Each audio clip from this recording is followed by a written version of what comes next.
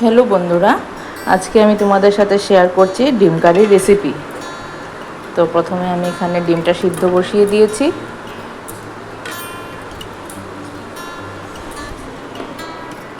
তার মধ্যে আমি দিয়ে দেবো হালকা একটু নুন আর অল্প একটু পরিমাণ তেল, যাতে ডিমটা ফেটে না যায়। তারপর এটাকে কিছু সময়ের জন্য সিদ্ধ হওয়ার জন্য ঢেকে দেবো। তো দেখো বন্ধুরা, ডিম কারিটার জন্য সামান্য পরিমাণ হলুদ, সামান্য পরিমাণ ধনিয়া আর সামান্য পরিমাণ জিরা মশলাটা আগে থেকে একটু ভিজিয়ে রেখে দেব।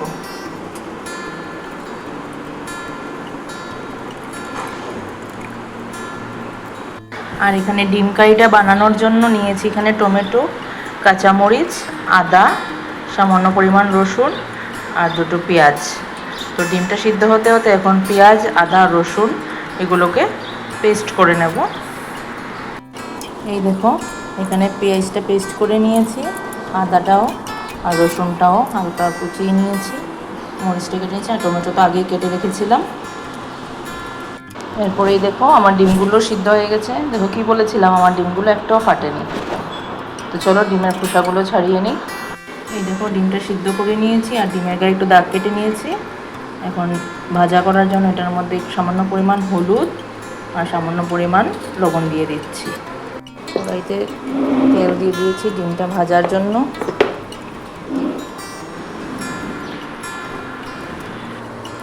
তেলটা গরম হয়ে গেছে, এখন এটার মধ্যে একে একে ডিমগুলো দিয়ে দেবো।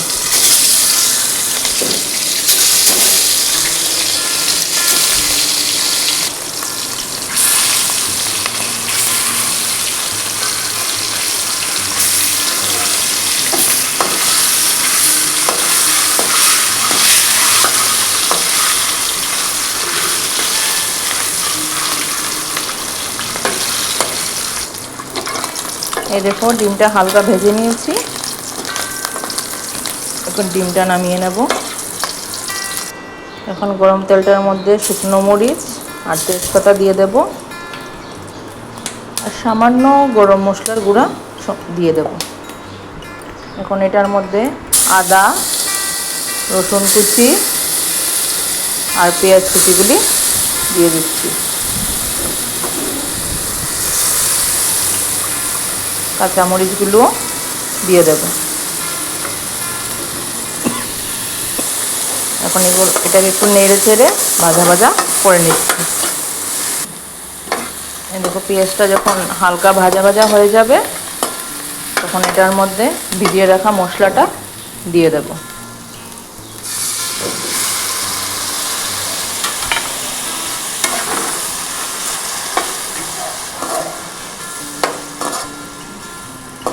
এখন এটাকে একটু ভাজা ভাজা করে নেব।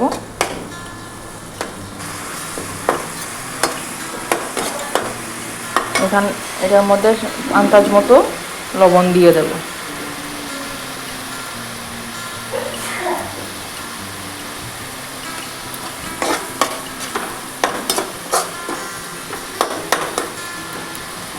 এরপর টমেটোগুলো দিয়ে দেব।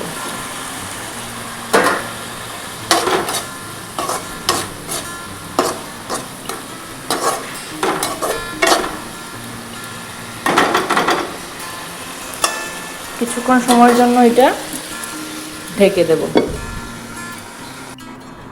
এবার ঢাকনাটা খুলে দিচ্ছি।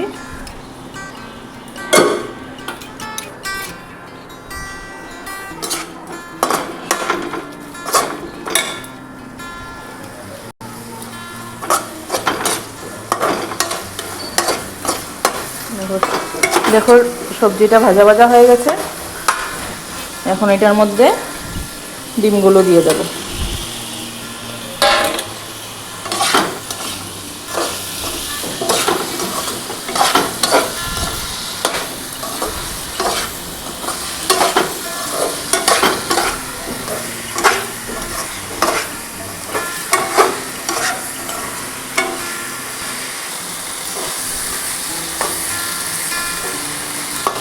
তারপর এটার মধ্যে সামান্য পরিমাণ জল দিয়ে দেব, বেশি দেব না, যেহেতু এটা কারি হালকা গামাখা গামাখা হবে, তো সামান্য পরিমাণ জল দিয়ে দেব। এই দেখো আমার ডিম কারিটা হয়ে গেছে। এখন আমি এটা নামিয়ে নেব। নামাবার আগে এটার মধ্যে সামান্য পরিমাণ ধনেপাতা কুচি দিয়ে দেব।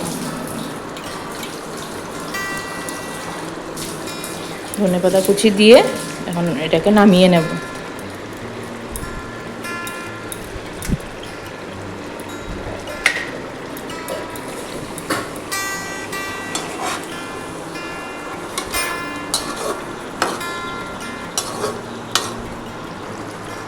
তো বন্ধুরা, তোমরাও কি এইভাবেই ডিম কারি রেসিপি ঘরে রান্না করো নাকি আমাকে কমেন্টে জানাবে।